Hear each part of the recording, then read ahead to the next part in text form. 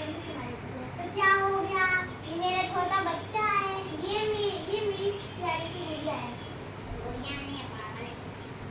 तुम्हारा गुड्डा पागल है, मेरी गुड़िया अच्छी सी पुरानी है। अच्छा ये देखो मेरा मेरा कितना क्यूट है।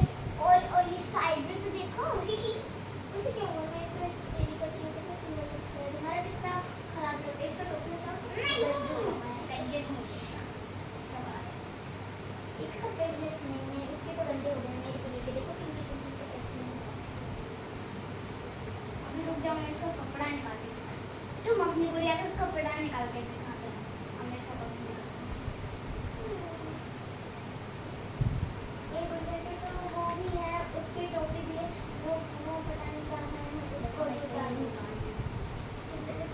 चलो बिता दो अपने घर के मेरे बच्चे को नवा दे कुछ नहीं बिता दो, बिता दो अपने घर। मुझे कपड़ा निकाल